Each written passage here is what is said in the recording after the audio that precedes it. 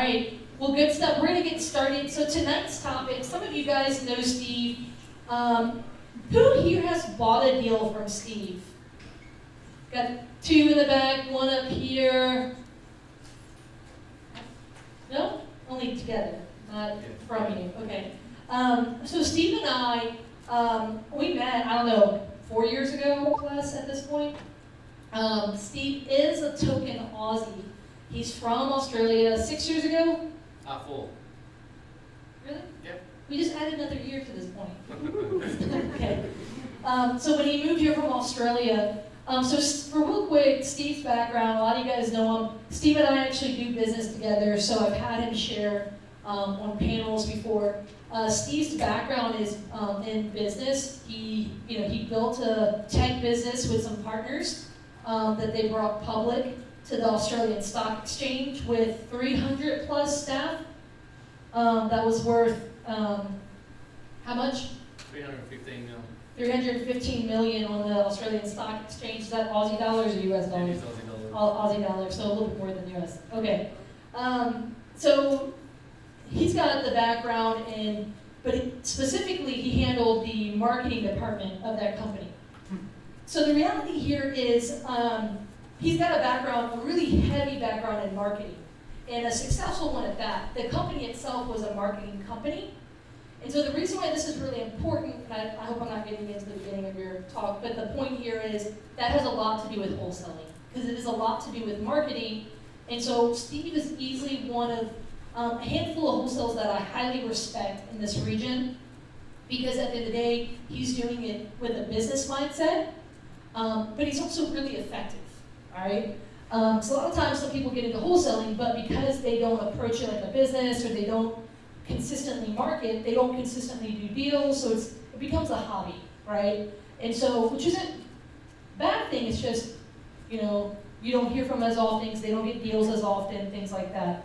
So with that being said, Steve and we've done deals together, we've done wholesale deals together. A lot of you guys know some of my background in wholesaling when I got started. And so what's really important tonight is, some of you are gonna be cash buyers who are like, hey, I'm looking for my next rental. I'm looking for my next flip, and obviously the last few years, deals have been tough. So with that being said, let's go ahead and welcome Steve Keighery up.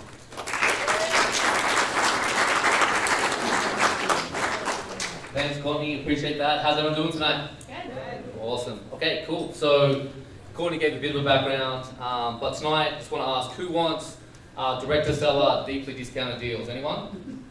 Yeah? Okay. Who wants to negotiate rock bottom acquisition prices? Cool. Who wants to position yourself so buyers will choose your offers even if they're not the highest offer? Everyone does. Awesome. Cool. Well, great. I'm going to talk about that tonight. Firstly, who am I? I'll give you a bit of background as to where I come from, how I think. Courtney sort of alluded to it a little bit. But look, I'm a pretty normal guy from a middle-class family.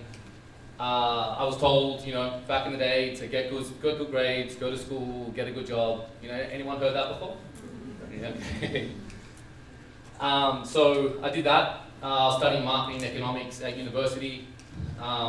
And then in 2000, I went to a seminar and it changed everything. Does anyone recognize the person in the photo? This is Robert Kiyosaki. This isn't from 2000, actually. Met him again in 2018 in New Orleans, this was, but I was probably younger and skinnier in 2000. But my friend convinced me to go to that seminar. I wasn't a seminar person, I wasn't into any of this stuff. For whatever reason, she got me to go, and I went, and it just changed everything. So, people know about cash flow quadrant, right? Who knows about the cash flow quadrant? I think most of us should know. Real quick overview, but what happened in that day was, I went there and he talked about, you can be an employee, and earn a wage, which is what I was working towards. You can be self-employed, in the S quadrant, which also stands for SMART. A lot of doctors, lawyers, accountants are in that quadrant, and they own a business. They generally earn a high amount of money, but if you're a neurosurgeon, you can't really outsource this operation. You are the business, even if you have supporting staff. He then spoke about being on the right-hand side of the quadrant, which is the B, the business owner. And so the definition of the business owner is that you have systems and that you can basically go away for 6 months, and the business should not only survive, but it should thrive without you, you know. And he talked about then being an investor. So an investor is where your money works for you. You're putting your funds, you know, property is one of those things that he's big on, but just making your money work for you. So, you know, in that day, he spoke about being on that right-hand side of the quadrant, and that influenced me heavily.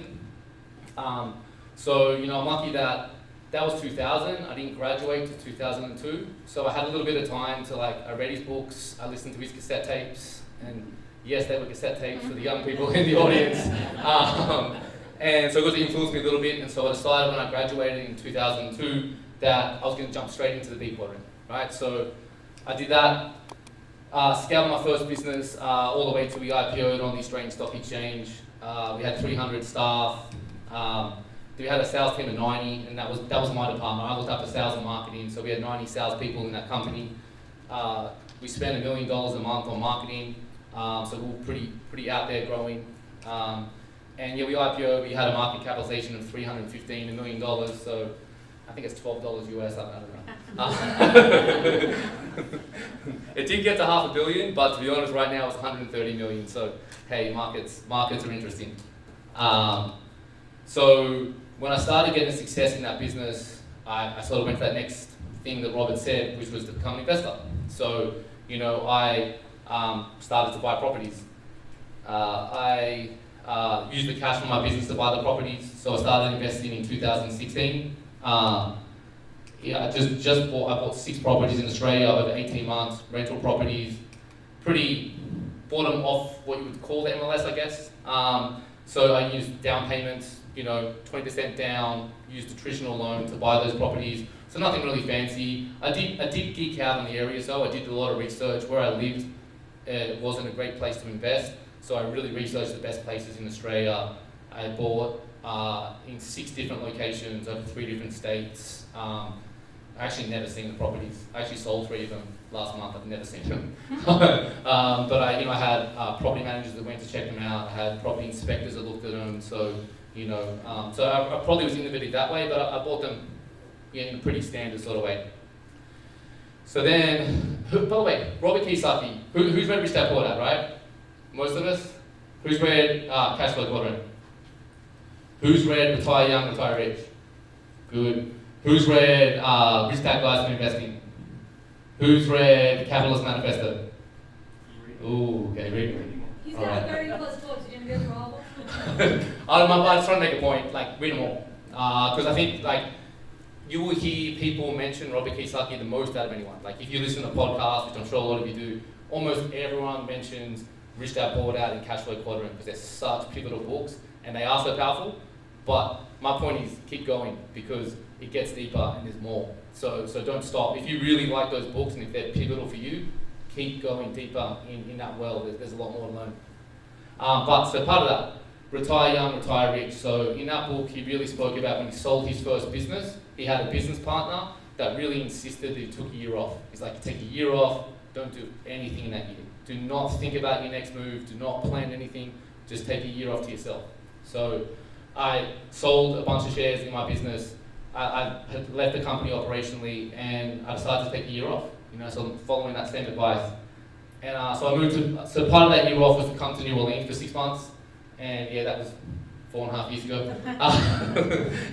You know, as soon as I went to Mardi Gras and Saints games and I had crawfish, I couldn't leave, right? So you know, I decided to stay.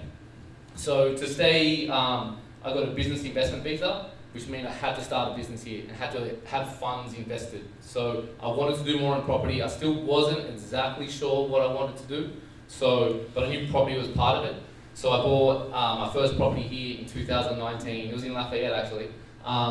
And it was a terrible deal, by the way. I lost money on that one, I think. But I got it in the country. So I bought it off a wholesaler. And I didn't know what a wholesaler was, to be honest with you. I don't think they are in Australia, or if they are, I hadn't heard of them. So I was like, hey, like wholesalers have the deals. Like let me learn what they do so I can be a good customer. You know, my mind was just I wanted to be a good customer for wholesalers because I wanted to get the good deals. So I went to a seminar by Vina Cox-Jones, which actually was the first time we met Courtney. We didn't talk that much there, but so she did an event through REIA and did a one-day training. I remember Courtney being there because she was asking really, really intelligent questions with Vina. I remember clocking you there. I think we spoke afterwards. But besides meeting Courtney, when Vina was talking about wholesaling, I realized it's just sales and marketing.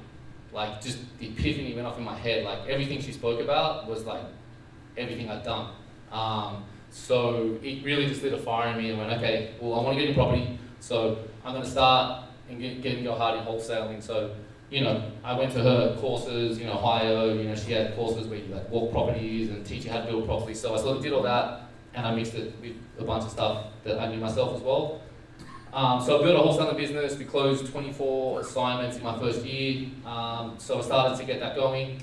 But wholesaling is a business. It's not investing. Okay. So if you want to look at that quadrant, it's not even a B quadrant business. I could make it that, and maybe I'll get that there. But my role as a wholesaler, I'm still heavily involved in an operation. So I'm self-employed. I'm in S quadrant, right? So I wanted to get in the I quadrant as well. So I moved on to the next piece of advice from Robert Kiyosaki, which was to get infinite returns on investment. So Robert spoke a lot about infinite returns. This was something he did with Ken McElroy. Does everyone know Ken McElroy? He's really cool. He's got a podcast. He's Robert Kiyosaki actually isn't much of a property guy operationally. He loves property, but Kenny McElroy is really how he did property, because Ken was an operator who bought apartment buildings. You know, he was a syndicator, and Robert was a limited partner in those syndications. So, you know, he really liked the fact that he would put money into this business, and the operator would fix up the property and do a refinance and pay him back his capital, and he would still have a share in the apartment complex, right? So that's an infinite return, because all of his money comes back. So he has no money in the deal, and he's still got an ownership of the business. So that's what I wanted to do next. So I actually I followed the same thing. I invested in a multifamily property in Homer. Trent Bussey, actually, he spoke about that deal. So he actually, I don't know if any of you all made it to that, but he was speaking about that because he put that deal together. He's a Louisiana person, and I invested in that to get that infinite return. But then I learned about the BRRRR method, right? Buy, renovate, rent out, refinance, repeat. And I realized it's the same thing as the syndication. It's exactly the same concept that Rob was talking about, but you got your cash return faster. Because on a BRRRR, I get a cash refi in 6 months, as opposed to 3 to 6, and as opposed to generally syndication of 2 years, 3 years, sometimes 5 years. You know, so that was good. You own the whole asset, so I mean I don't mind having partners and sharing responsibility, but I also like to own my assets too. So I like that. It's easier to find deals. I was here in 2019, so multifamily was pretty hot, right? Cap rates were compressing, super hard to find a deal. I didn't really, I had a sales and marketing background. I didn't really have much of an edge to go out and acquire massive, apartment buildings. So, but for single families, and that was actually much easier. So I used the sales and marketing processes in my business, and we did 15 BRRRRs in 2021, and I now have 26 properties, so 35 doors, so some of them multifamily. So I hold them as rentals, and I'm working on building my portfolio to 100. I've done 98 transactions in Louisiana. So I was trying to get to 100 before the end of the year, so not there, but I should get there maybe next week. So that's sort of my background. There's people in the room who've done more deals than this. I'm definitely not the expert in everything, so I'm not claiming to be. But I have some things that work for me, and I want to sort of share those with you all today. So you want to know the strategies I use to get my BRRRRs and wholesale deals? Yeah. Yeah. Okay. Before I do, who should you wholesale? Who's an actual wholesaler again? I know we asked earlier. Hands up, who actually wholesales? Cool. So who doesn't wholesale but deals direct with sellers? A few people, right? Yeah. Let's see a few hands up. Yeah. So yours should wholesale, by the way. So I think the model of being able to wholesale and buy is a really powerful model. If you like it, Look, if you don't like marketing and sales and you just want to flip properties and you want to do 10, 12 a year, just get with the wholesalers and realtors. Don't bother. But if you like sales and marketing, if that's something you do and you're dealing with sellers, you should find a way to be able to monetize the deals that don't fit your criteria. Because that's really the power for me, right? Because I like to buy properties, but it's hard. I'm looking for distress, right? Like to find the deals as a wholesaler, you need to find distressed properties. And when you're looking for distress, you sort of find all sorts of things, right? You're basically panning for gold. And you might find a nugget, but it might not be the right size for what you want. But you want to be able to monetize that nugget. So if you can wholesale, that's a really effective way to allow you to keep spending money on marketing and monetize what you're doing. Even if you joint venture with someone or whatever you want to do, but just you may as well monetize those contracts. So yeah, anyone doing direct to seller. So I'm going to give you 5 tips to implement in your business, right? So 5 tips that everyone should be able to do. If you're trying to go direct to seller, these are things everyone here can do and should make a significant impact on your business. So number one is branding. Position yourself with the seller. Notice that the seller's in capital letters, right? And this is really important point that I think most wholesalers miss, okay? So, and I think it's because most wholesalers learn from coaches and gurus and people that are selling courses, and I've learned from them people, so I'm not criticizing those people. But what I am saying is when you look at those people, a lot of their marketing is to you, right? Because they're marketing about investments and making money and return, right? But they're not marketing to the seller. So I think the most common mistake people make is they sort of copy that coach, but they're marketing to the wrong person. Because if you want seller leads, you need to market to sellers, okay? So on that, you want to be the solution. So let people know how you help people by buying their problem property. This is what you want to talk about. You want to talk about letting people know the problems you solve for sellers. That you bought an inherited property that had a hole in the roof and all the belongings in it. That you bought a property from someone who was facing foreclosure and you saved them because you bought it fast, you stopped the auction. You bought a property from a landlord who's just had problems tenants, they trashed the house, they hadn't paid the rent in 2 months, and you bought it from them.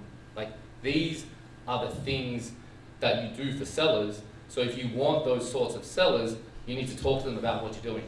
Does that make sense? So let the people know you have a solution, and don't post your check like a douche.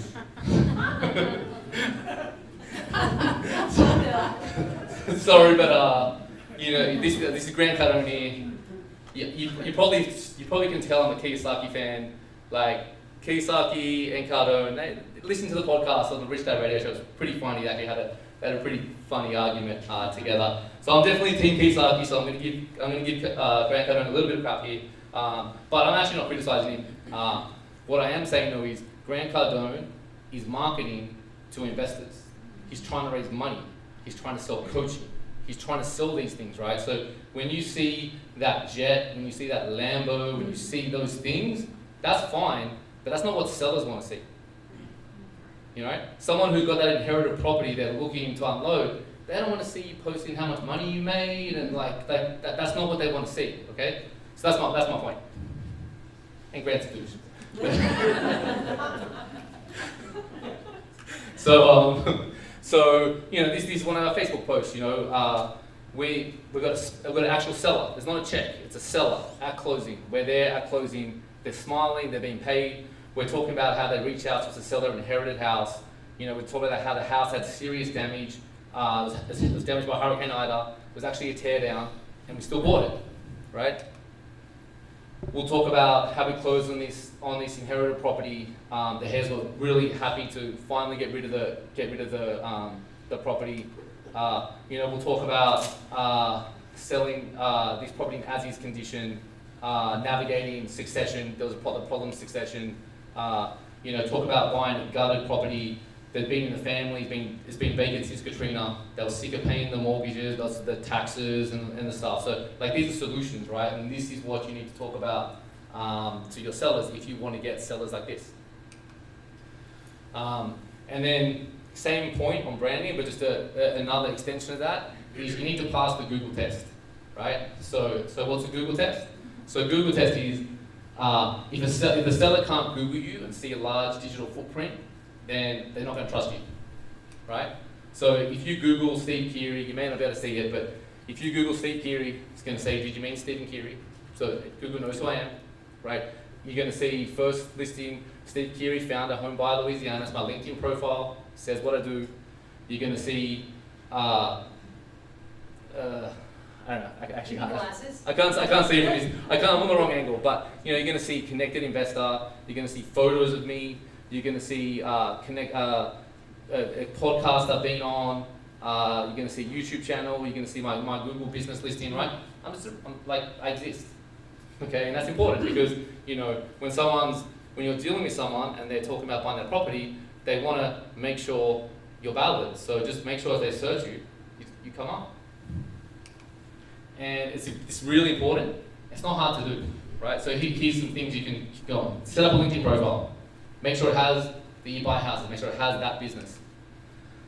Bigger pockets. Have a bigger pockets profile. Put some content on it. Set up a Google My Business. Set up connectedinvestors.com.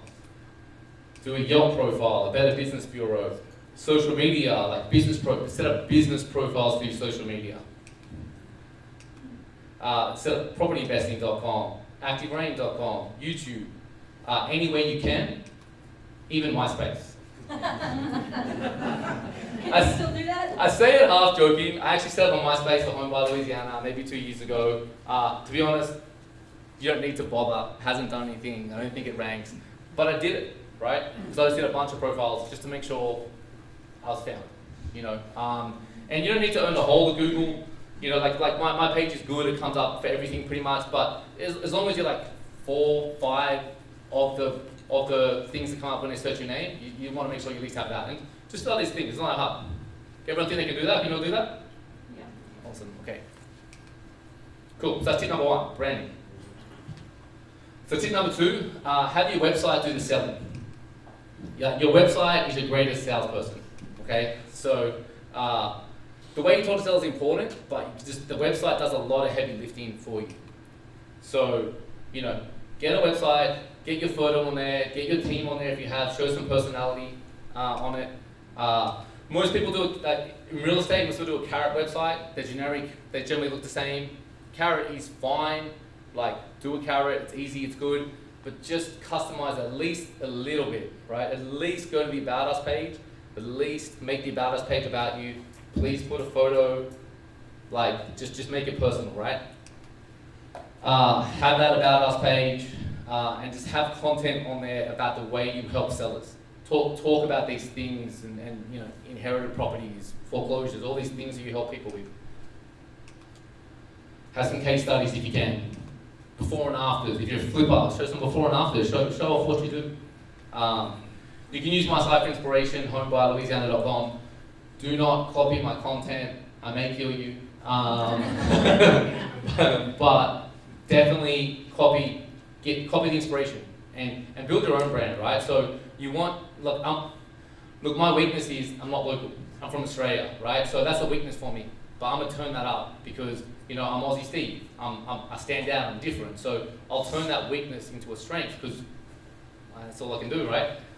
So your website and your brand shouldn't be like mine. It should be like yours, right? Whatever yours should be, because some people aren't going to want to speak to the Aussie guy, and they're going to want to speak to you. So make sure you tell who you are through your brand and be true to that, and that's going to get you results, and that's going to bring you the sellers that vibe with you and want to do business with you. And then use your website as your hub, right? So for me, the website's in the center, and I'm going to send people to that website back and forth, right? So if someone responds to a direct mail piece after, and they call us after they speak to us, I'm going to text them our website. If someone comes from a text, I'm also going to text them with a page on my website, right? I'm going to send them there, and I'm going to make sure they see it so that website is doing my heavy lifting. Because I don't want to I don't want to try to tell them, I'm not selling anyone that we speak to. There's no salesmanship in it. There's listening, right? But my website will sell, that builds the credibility, then I can just have a conversation with them about their property, their situation, and how we can help them. Does that make sense? Cool. Tip number 3 is how you talk to sellers. So, before I do it, there are lots of myths about speaking to sellers and about our industry. Right, the first is, we buy houses for cash. You all heard that? It's wrong. We don't buy houses for cash, at least I don't. I don't buy houses for cash. People buy my cash with their house. Does that make sense? So I learned that from Leon Johnson, one of Courtney's mentors. And people buy our cash with their house. And that's just a really important difference, right? Because you don't have to buy that house, right? You have power, like people call us about buying a house all the time. Believe it or not, you might be shocked. Sometimes they're pretty unrealistic about the price they want for the property. So you don't have to buy the house. Release some tension on the fishing line. And I'm gonna get myself in trouble because I don't fish, and I'm in Louisiana. I'm assuming most of you all fish, so I hope this analogy stands up to the reality, right? But when you're fishing, if someone's fighting, if the fish is fighting, you let a bit of tension off the line, right? You let them relax and pull them back in. So the same with your sellers. Don't be tension. Don't be trying to buy their house, right? Don't be trying to make them buy your cash. So these are things that we'll say pretty much every call. If they're speaking to us about a house, we're like, cool, sounds like a great house. Why don't you just list with a realtor? Every day we'll say that, right? And what do you think people say? I don't want to list with a realtor. I don't want people coming through my house. They complain. The realtors complain about they said to fix the hole in my roof.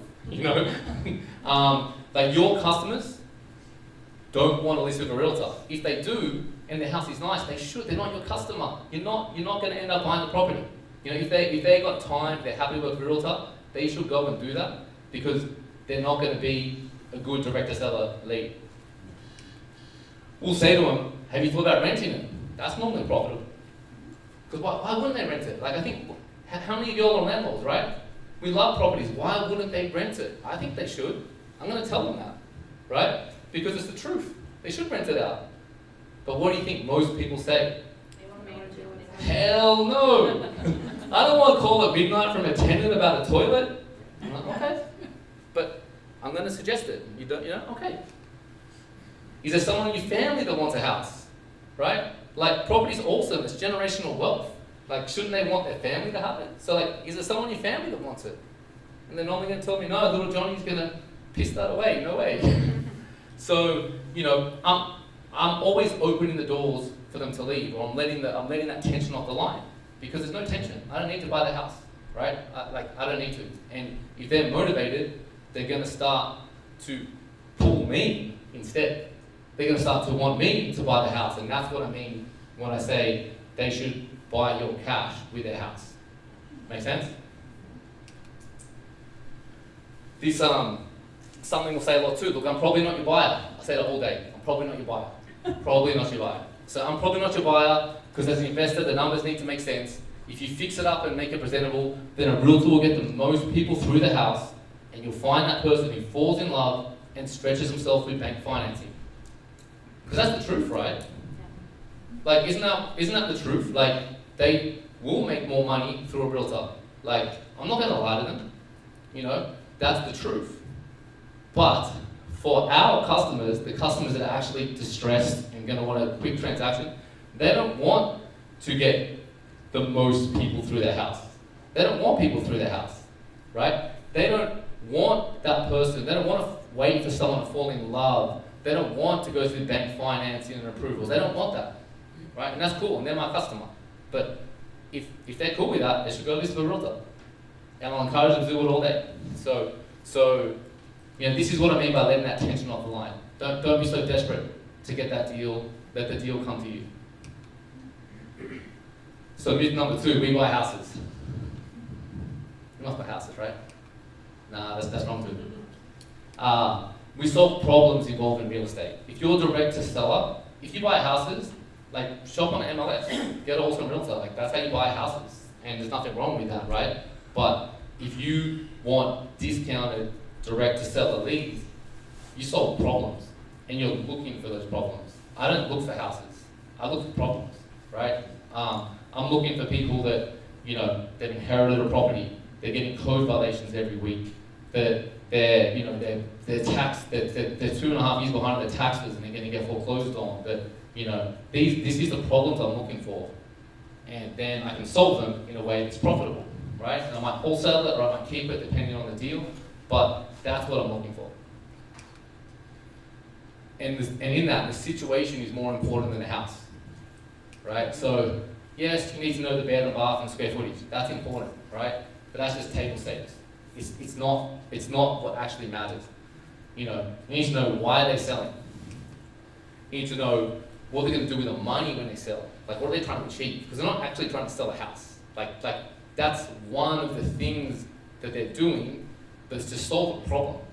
It's not fun selling a house. It's not. There's a reason that's crossed their mind they need to sell that house. Maybe they're going to lose it. The rent's the mortgage is too much. Insurance is too much. They're trying to move somewhere. Like that's what you need to know. How much is the mortgage? You want to know what you're working with there.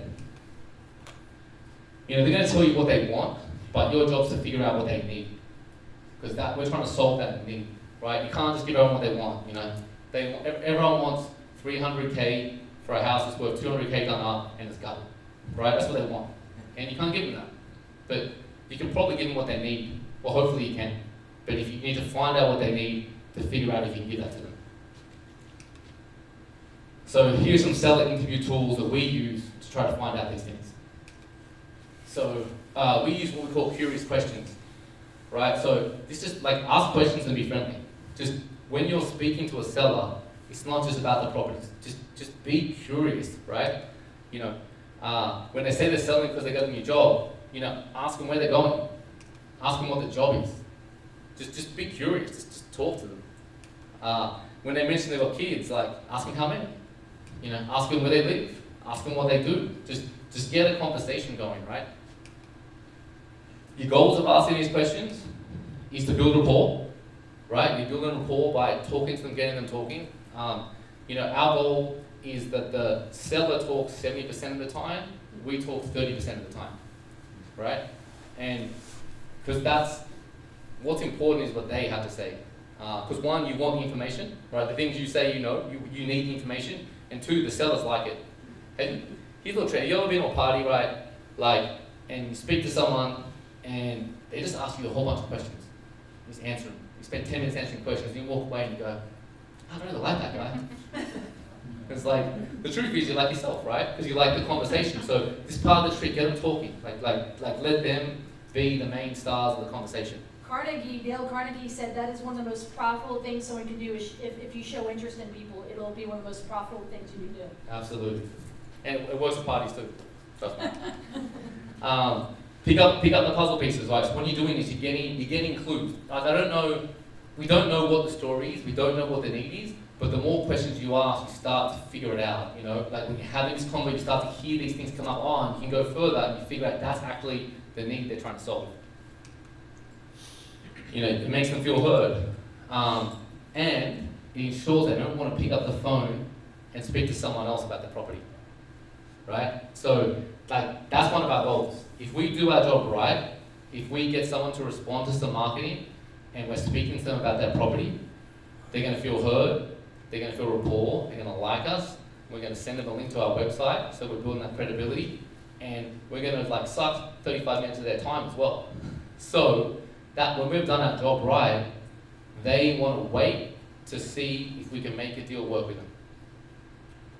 They're not going to sell their house at the price they don't want. Don't get me wrong, they're not going to just sell us at the price whatever we say. But if we've done our job right, they're going to give us the chance to be the person to solve their need. And that's what you want.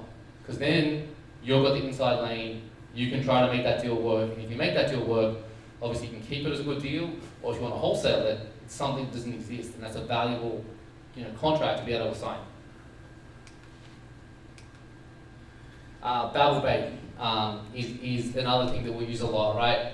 And babble-bait is just like the simple repetition of 1 to 3 words, that they've said in a sentence. My favorite thing, by the way. So the idea is going to go deeper and deeper into layers of what they're thinking. So it makes them feel listened to, right? So an example is the customer says like the kitchen needs work. You say, oh, kitchen needs work.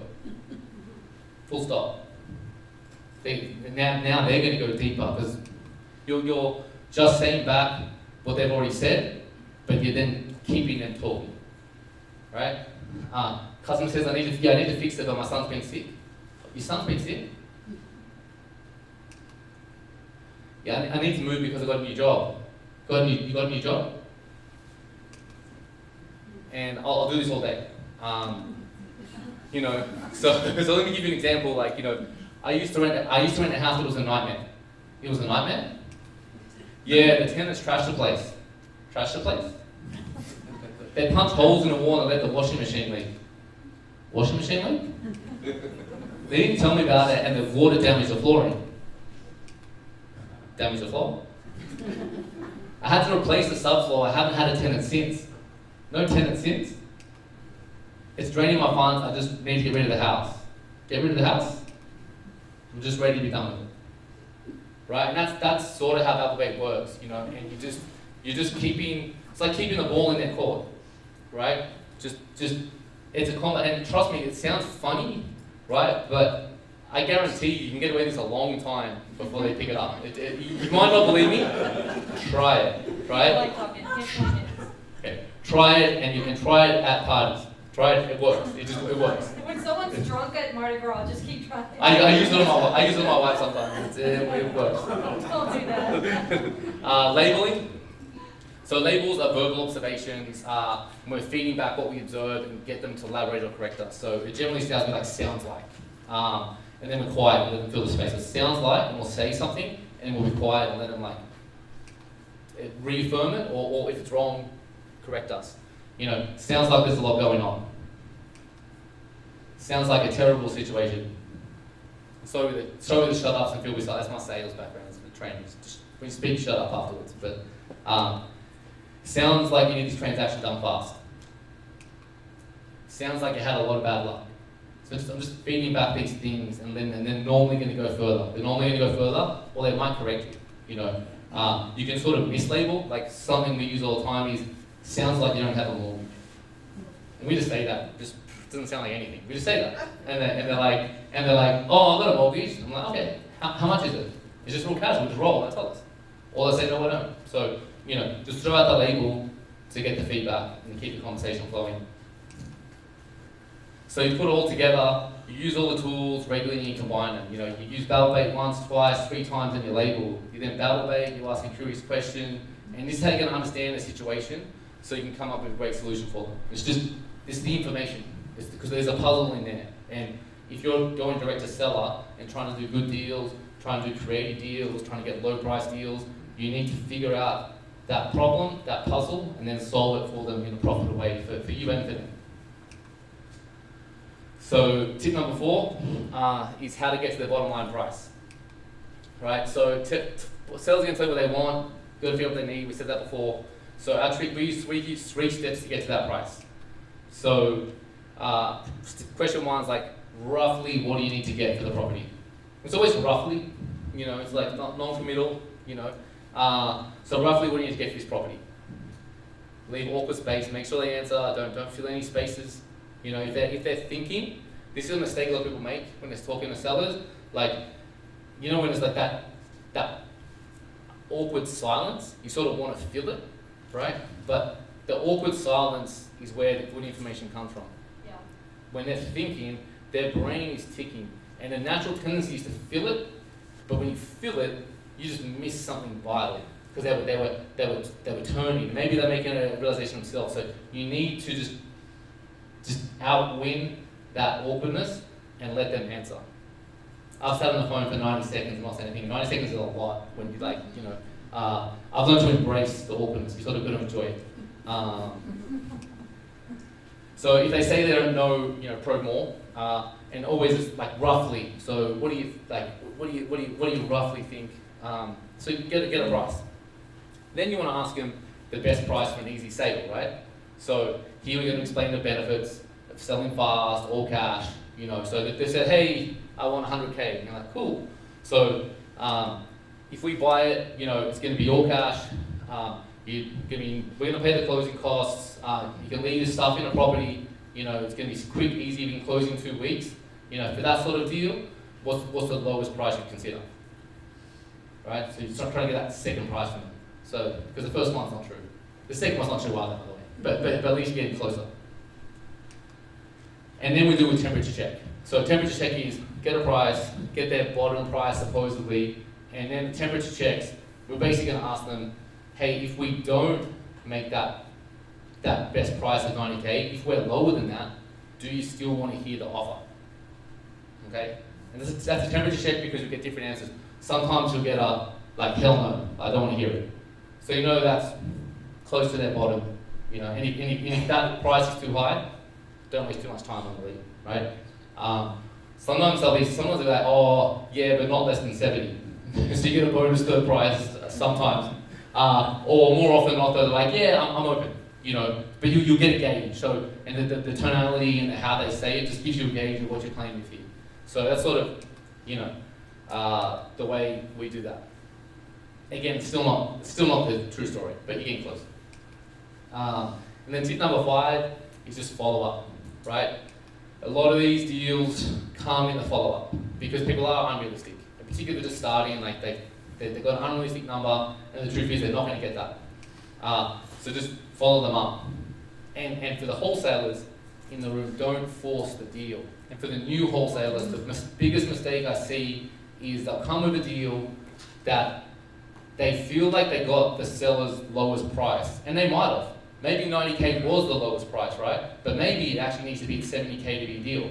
So the rookie mistake is a wholesaler, they take the 90 because like, oh, that's the lowest price they could get. But that's a mistake because you're not going to move the deal, you're going to get stuck with it, you're going to let down the seller, you're going to hurt your brand, you're going to stress about trying to move it. So just follow them up. They'll change. They won't get that price. That unrealistic price, they won't get it. Or if they get it from someone unrealistic, like an unrealistic wholesaler, they're not going to close. And you speak to them in the future, right? So just follow up. Things change over time. We just follow up real loosely, pretty much every month, depending on sometimes earlier, sometimes longer, just depending on what's going on. But everyone's going to get followed up until they sell their house. And it's going to be, hey, do you end up selling that property on Main Street? And they're going to touch base. And because we do it regularly, we stay top of mind, so when they finally something happens they need to sell, they'll call us. Or maybe we call them at the right time. So, you probably want a CRM, a customer relationship management tool, to do that. Who wants to know the absolute best whiz-bang CRM tool, that just the best? Who wants to know? Yeah. It's the one you fucking use. Wait, the bleep? Sorry, sorry. I didn't know, I'm Australian, right? So just to be clear, that's just Australian talk. You need to just filter that. I mean, it's like crikey. It's like it's low. You didn't translate to Australian. It's not actually a clear word. But the best CRM is the one you use, right? People get too caught up in the this and that and automating. Just whatever's gonna make you follow up that person. I do know some people. I think someone spoke here who uses their like Google Calendar, Microsoft Calendar, like. No, yeah, that's one of my friends. He uses a BlackBerry because he's been doing this for so long that he goes on eBay and keeps buying BlackBerries because they, crank out over time, right? But that's how he does follow-up, is in it. I mean, a lot of you guys know Adam Johnson. Adam did 60 deals one year with no internet, but he did it with legal notepads and flashcards. It's whatever works for you. And the business system guy me, like, I hate that. But I also, it's working because they're using it. So that is better than trying to play with some fancy CRM and they're spending all the time saying they don't use it, right? So really it's the one that you use. And spreadsheet, a system, whatever. Whatever's going to make you follow them up. The point is just follow them up, right? So that's 5 tips. That's what I wanted to go through, right? So build a seller-facing brand. Focus on that seller. Focus on the solutions. create a website that does your heavy selling and heavy lifting for you. Learn to talk to sellers. Use curious questions. Use battle bait. Label. Use a 3-pronged pricing method to get to the bottom line price or close to the bottom line price. And then use the CRM and follow up regularly, right? It's all pretty practical stuff that you all can do, and it's going to make a big difference going direct to seller and getting these good deals. So that's really the main points I wanted to go across today. That's my email address if you ever want to reach out. If you want to be my buyers list, if you're a buyer, email me at steve@homebuyerlouisiana. I'll put you on that list. And yeah. Let's do Q&A first. Yeah. So for that, his number is 504-372-9275. Again, that's 504-372-9275, and it's steve@homebuyerlouisiana.com. If you guys haven't already, write down that homebuyerlouisiana.com. He spends so much time on his site. You can actually see, he puts this into practice, right? He practices what he preaches. Another thing is, how many of you guys have seen his Homebuyer Louisiana YouTube ads? Hey, it's Aussie Steve, you guys, right?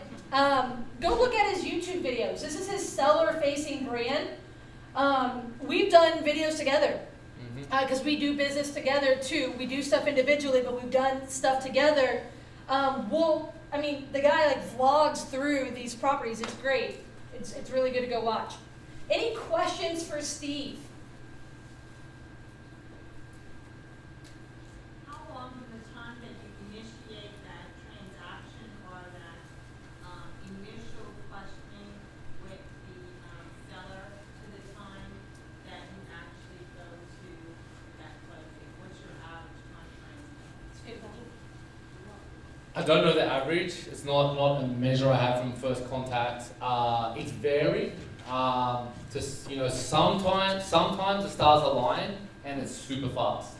I have spoken to someone once and they're like, I literally drove that day to the property and because they went in a hurry. That's probably rare. More often than not, if things are hot and they're realistic on their price, it might be about a week till you contract it and then you'll close 2-3 weeks later. That's the best scenario. But some of these deals, I've done deals where I followed up for 2 years and then done it. And I've only been doing this a few years, so I'm sure in 5 years' time I'll be telling you about deals I did from 5 years ago. So it does just vary, and that's the point of the CRM and the follow-up. You want to get these leads, the ones that are quick to close, take them, but then a lot of the other ones are just nurturing and follow up until they become more realistic. And then over time, you start doing more and more deals because you're closing the hot ones that came in, but you're also closing the one from a year ago, the one from 2 years ago, and you're just working out the system. Where are you focusing your marketing right now? Are you doing text, mailers, or having your website, or are you just bringing in enough to your website? I do a lot of online brand. Can you repeat the question? Oh, sorry. Yes, the question is where's all my marketing, my texting, direct mail. Done a lot. I really started with texting, so I actually built my business initially on texting. I found that really effective, but I sort of stopped only because they were changing the laws. The laws hadn't changed. I believe people still text, so I good to see it coming. And my background's tech and online, so my style is real branded online. I'll do online advertising. I'll do the YouTube. I'll do I'm trying to increase my conversions. I do direct mail as well. Do you have VA? Sorry. Do you have virtual assistant? I have a virtual assistant who does comping for me. I have some virtual assistants to do some of my content. They don't do the cold calling or something? No, I have a acquisition specialist full time. She's not a VA though. She's a NOLA native, so she's full time. She does all the calling, all the following up. So how many a day do you do? How many will follow you? Really depends on what's going on. She's not cold calling. Well, she will as well. So it depends what we do. It really varies. Because she's doing. If she's quiet, she's cold calling. If she's got leads coming in from campaigns, she's calling those. So it's not it can range from 70, 80 calls to hundreds if she's cold calling. How often do you get people with more than one property? How often do we get people more on property? Pretty regularly, actually. You know, obviously landlords is someone that we speak to, and that often happens. Me and Corny done some package deals together. You know, we did one where we bought 3, sold 2, kept 1. That came from one of my leads, and we partnered on it. It was on the Northshore. Yeah, Tyler. A little bit on the buying side. Say you get a good deal. Obviously, you have multiple offers on your deal for your end buyer. What are some of the things that you do to qualify your buyer and who you choose to go with on accepting the deal? That's a really good question. That's an important question. Generally, like I want to know that, like I start to know the good buyers, but the earnest money is important. If someone's balking at earnest money, like I'm not down with that. Proof of funds, you know, that's the best ways to vet it. I mainly do cash, so I'm just like, you know, I tend to regret when I sell to hard money lenders. Hard money lenders, nothing wrong with them, but they just for wholesale deals, because wholesale is speed. You're promising a fast close, right? And you're signing that contract, so you need to sell to someone that can fast close. And generally, I regret when I use hard money. Sometimes people convince me, and I'm like, okay. With some exceptions, there is some hard money lenders I know, and I'm cool with that. I'm actually going to start to do a little bit of hard money lending myself on my deals, because Speed it up too. just so I know that because I'll fund it because I know I can close it. So I'm looking to do that a little bit, and ask around. Like I'm pretty well connected with people, so I'm like, if I don't know someone, I'm going to like ask around and figure out if they can close. Yeah, it depends on the lender too. What was your acquisition cost per deal last year? That's a good question. Can you repeat it? What was my acquisition cost per deal? I do track that. I do know that, You pull it, you find it. but I can't think of it. Can you tell us? It was a couple grand Per deal. per deal.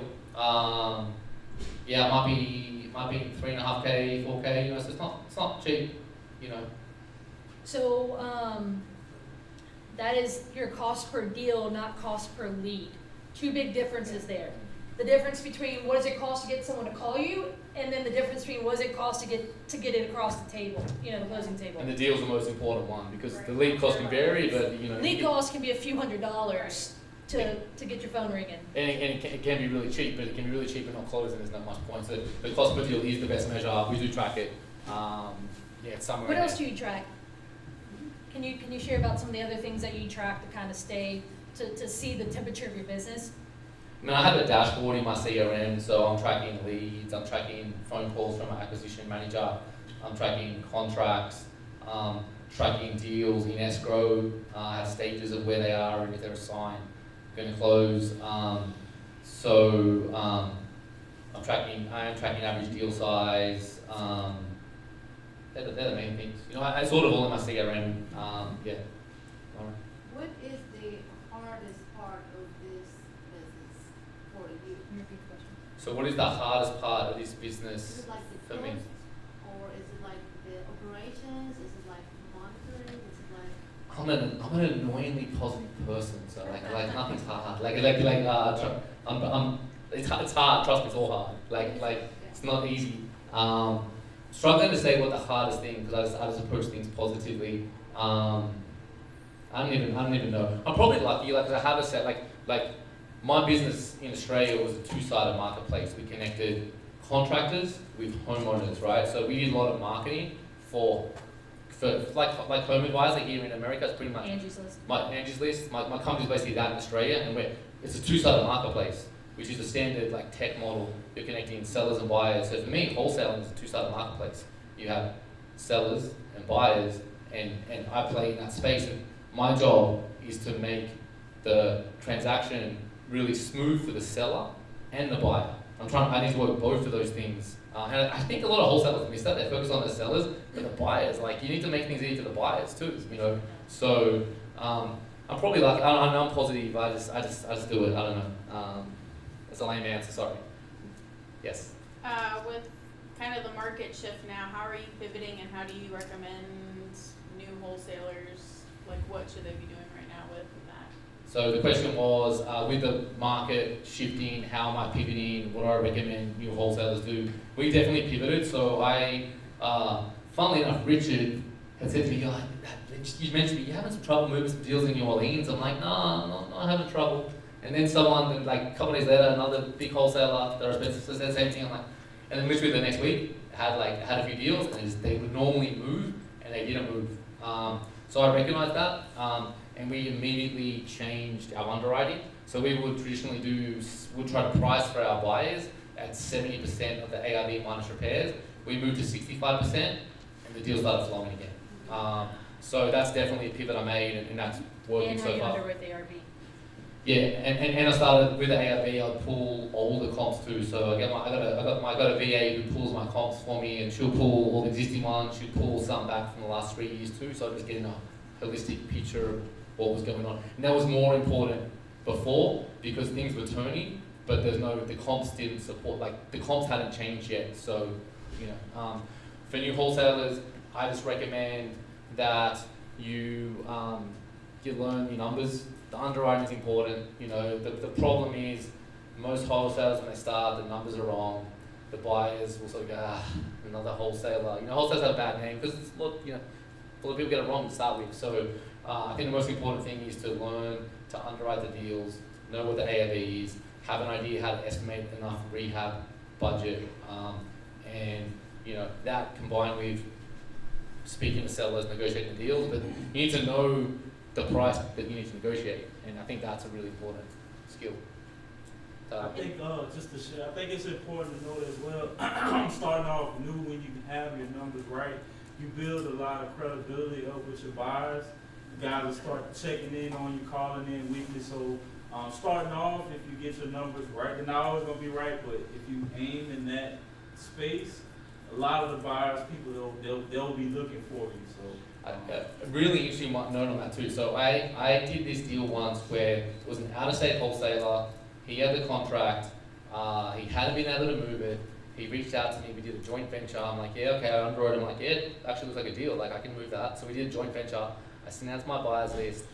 The buyer who bought it, he said, I saw that the week before, but I didn't really look at it because just the perception was like he didn't know the wholesaler and he just assumed that it was a bad deal. And I must admit, I do that half the time myself. Wholesalers, I don't know, I'm like, that's probably, I'm not looking with the same eyes because it's probably crap. So I make sure I only send a deal out if I think it's a deal, right? And people like different deals. Some people, it might be a deal to someone and not to another, but as long as it's a deal to people in the database, I really vet that because that means that when I send a deal, I believe most of the buyers, they're looking with maybe this is a deal to buy as opposed to let me look at this deal that may probably not a deal. With that point being said, is a lot of wholesalers think short-sighted with buyers. The last 2 to 3 years, the market afforded it, right? Because you had a lot of stupid money that was in the marketplace. So hey, you know what? Forget you. I got 10 other guys who will pay me because whatever, right? But a lot of that stupid money is long gone. Long gone. So what's left? What we're finding is there's a lot of hurt relationships with wholesalers and buyers because they got overlooked there's a lot of serious buyers who sat on the sidelines buying the last few years. They didn't buy as much just because all the speculators who were in the market. And so that's a really big thing. You want to make sure that no matter what you do in this industry, you want to think long term. A really great book on the topic is called The Infinite Game by Simon Sinek. It's this idea of think past your eyelashes, think long term, because the reality is, so March 2020, I had an assignment deal with the seller in Ponchatoula that when the pandemic hit, my buyer on the deal, he was willing to walk away from a $3,000, non-refundable earnest money because the pandemic, the world was ending in March 2020 to him, right? So he's like, hey, I can't, I'm not. And so when I talked to the seller, I said, look, we need a little bit more time. And ultimately the seller who was older said, you know what, we're not sure, can we put this on hold? I said, that's fine. They called me back last week. After 3 years, right? The reality here, it's how you do business matters, right? There's gonna be things that happen. It's your relationships with sellers, your relationships with buyers. My shirt says how you do real estate matters. That is true across the board with sellers and with buyers, with other, investors, with realtors, with title company. There's a lot of parts in this that don't get short-sighted because it's quick money, meaning if you go under contract, presumably within 45 days you can get paid, maybe, not all the time.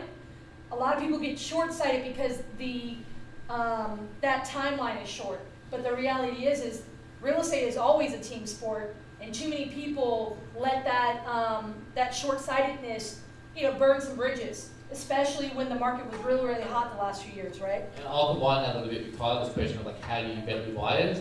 And like for me, like the good buyers who bought me before, like if they want a deal at my asking price, like and this, like I'm gonna sell it to them, right? I'm not gonna like auction it up. I'll leave some money on the table sometimes on my assignments, like regularly, because I'm not trying to auction it up massively, right? Maybe people looked at it the same day and they wanted the price, like cool, make me best and final, like I'll do that. But I'm not, if someone wants it, I don't say cool, but like I've got more people that want to see it and try to auction it up. If they're my asking price, I'm gonna do the deal, right? And because I know them and I know they can close, but I know they can close, like, and do repeated deals. I've done a lot of repeat deals, with the lenders. I've done a lot of deals with them, right? And if the price works, I know it's easy. Could I keep shopping for some of those less sophisticated buyers and get higher amounts? Yes. But one, they might have trouble closing, and they're the buyers that probably aren't going to be around in the next few years, So just combine those two things together.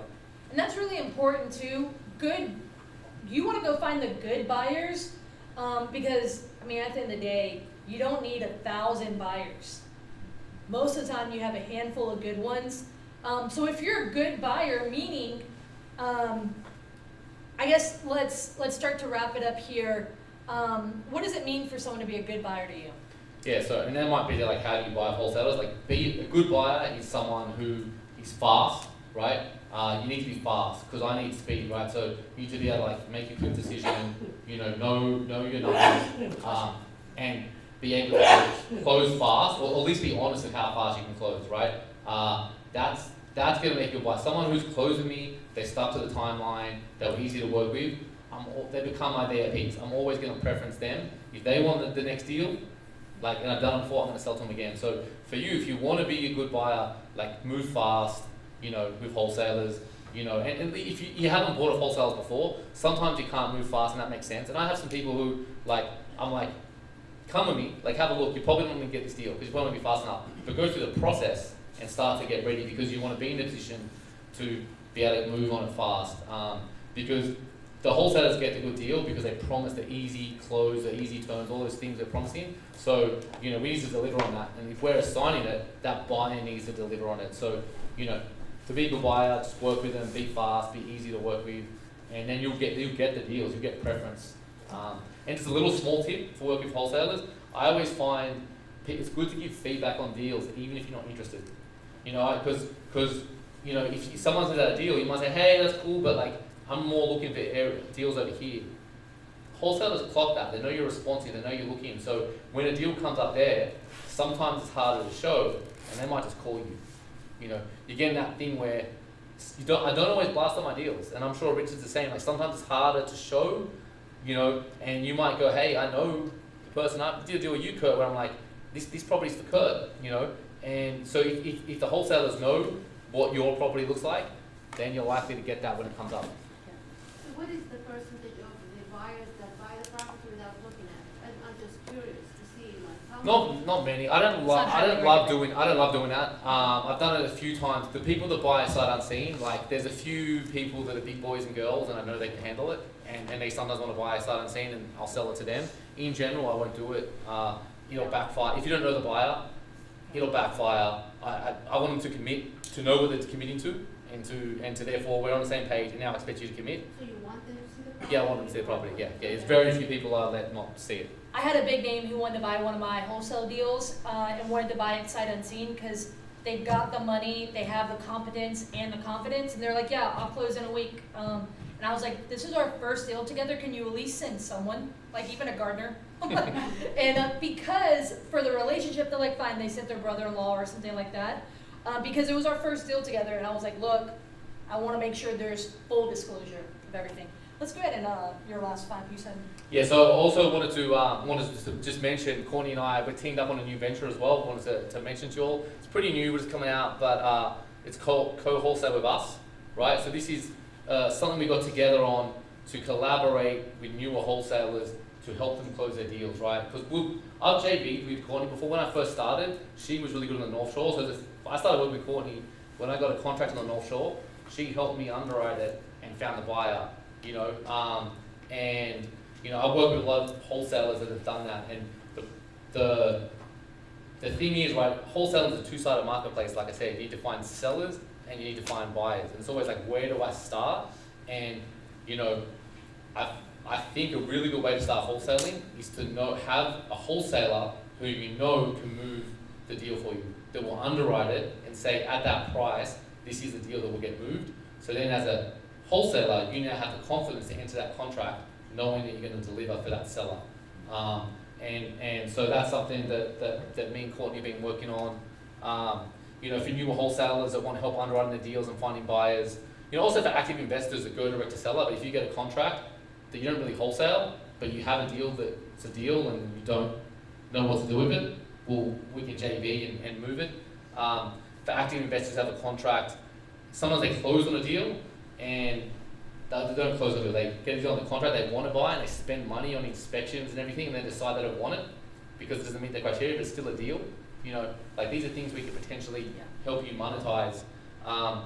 You know, we have a website, co-wholesalewithus.com. It's pretty new, we're still learning a few things. Do you want to mention why we wanted to do it? So part of the reason we did this was we want to help. So let me tell you selfishly, one of the reasons why I'm doing this, because I want to help educate and train up wholesalers that I can buy from, who are doing it right versus, because the Lord knows we have a ton of wholesalers who are learning from all over the internet, and you know, I get added to their buyers list and I either never get a deal or the deals just, the numbers never work, right? They're, you know, so 95% of the time the numbers aren't good, this, that, or the other. So a big part of that is, honestly, we're both buyers. We want to train people so that we can start buying from them so that we can have solid wholesalers who are working in our markets, who know how to build this business and do this right. But also from an ethical, moral standpoint, we want to make sure that wholesalers are learning how to do the business the right way. Again, I believe that how you do real estate matters. And so there's a lot who, you know, depending on whoever they're learning from, things like that, you know, sometimes, you know, there's a lot of things that are happening that are either not right or whatnot. And it's another part that we want to do to help raise the tide, like the standard in our area by helping say, hey, look, we believe we do good business. Collectively, we've done how many together? Not together, but individually. Deals. Yeah, 200 plus wholesale deals between various markets. So the reality is that we've got a lot of these deals under our belt. We want to help people be able to help them do a few, learning how to do it, and then we want to say, okay, go be on your own so we can buy from you. But so that we know that they're, you know, we're replicating some good ones in the market. It's a lot of our heart there. But then also, like, look, there's people who, you know, they do really good business in a different part of the country or in a different part of the state. They don't have a buyer's list here. They just simply want to partner with a solid team. So that's kind of our heart there, is really just, honestly, at the end of the day, some of you guys have done business with either myself or Steve. At the end of the day, we just want to do good business with good people and provide opportunities for other people. It's not a coaching program. It's honestly a collaboration program. We want to wean you off of us once, you know, you feel confident so that you can start doing both sides of the business. Yeah. And it's just not like there's a demand, like we need to find these deals. You know, we're not going to find them all ourselves. There's room for other wholesalers. Like I work with all the wholesalers, Tyler, Richard, you know, like there's room here because the buyers need the deals, and it's hard to find them. It's hard. You need to create the deals, right? Like discuss. So, you know, we want to see people out there get those deals happening and make a really nice ecosystem. The 4 markets that we're doing. Oh yeah. So you know, we're really looking. We're looking at a place where you have buyers. We want to help like move the deal. So we're looking in New Orleans, Baton Rouge, Gulf Shore, Mississippi, and the North Shore. Gulf Coast. I keep Gulf working Coast. with him on that one. Gulf Shore is a different I thought part of the coast. Gulf That's Coast. her to me. I was gonna say, Courtney, how'd you say That's her to me. No, it's okay. Well, look, guys, do you guys find tonight helpful of like some actionable steps? The reality is when it comes to finding these deals, truly that finding a problem, you can't get a discount without a problem. And that problem's either going to be tied to the seller or the property. Point blank. Either the property is going to be in disrepair or the seller is going to have some sort of distress. Or there's a combination of both. Too many times I find people who are saying, hey, oh look, there's this one deal that I'm like, I don't necessarily care about the house. That's 5% of my questions. 95 is what's the situation? And so a lot of that really, guys, it really is that important. Why are they selling? Which makes it very difficult. So a lot of, as he said, I think a really good line he said is, look, if you just care about the house and you don't want to deal with the people part of it, which is the problem, learning how to solve, if they're behind on their taxes or facing foreclosure, go buy off the MLS. Go look for houses and just try to negotiate well, right? But the reality part is there's a lot more. It's almost like therapy sometimes with some of it. The reality here is it's a lot more messy with the solving the problem side. We're buying one next week. I'm trying to negotiate a bunch of judgments and liens on it, and we're dealing with the seller who we're pretty sure flooded the house himself at one point. And he did. And I'm like, all right, we need to talk, bro. You're sabotaging this thing, right? So the reality here is learn to get good at finding problems, get good at learning how to solve them, and then get good at getting in front of the people who have them routinely. That's what it boils down to. And if you're a buyer and you're good at sales and you want to build that business, you don't have to ever wholesale them. You could just do, Steve does this wholesaling business, yes, for his visa, and it keeps the lights on and allows him to market more, but he does that to build his portfolio. Some of you, you're like, hey, I really want to build this big portfolio. Your deal flow is going to be critical. If you don't have a plan for your deal flow, your goals aren't going to get met. And I routinely buy deals from either sellers, so direct to seller, from wholesalers, or through the MLS or pocket listings with agents. If you don't have a plan on how you're going to buy your deals are going to become, they get unmet. So I wanted to kind of start this year off with this because the reality is, in 2023, a lot of you guys have goals with real estate. If I asked you to raise your hand, what are your goals? Hopefully 90% of you have them already planned. Because the reality is, all of us, we have these goals of things we want to accomplish, but if you can't figure out how to find the deals, if you don't have a plan, so say you want to buy 2 houses this year, great, how? Specifically, are you going to go find them yourself? Are you going to pay someone a commission, like a realtor, to find it for you? Are you going to pay someone an assignment fee to buy their position in that deal? How? So whatever your deal is, if you're looking to flip, if you're looking at rentals, whatever, if you don't have a plan, if you're looking to wholesale, and if you don't have a plan on how to find those sellers, those deals, those goals are going to be unmet, and that's not what we want. You're going to give away the last one? See how hard it is, right? Who hasn't wholesaled before and wants to do an assignment? There you go, first hand. You see, it's really hard to figure a question. All right, so guys, however you heard about us, stay tuned. I'm going to probably readjust the date for next month because I don't want to be here on Fat Tuesday. I'm not going on Fat Tuesday. Guys, thank you so much. We're going to head to Chimes. You going with us? Yes. Nick, are you guys going over there? All right, guys, so either look for myself, Steve, or Nick. We're going to go ahead to Chimes. Thank you, guys. Have a great night. If you're a cash buyer, drop your business card in that bucket in the back of the room. Thank you.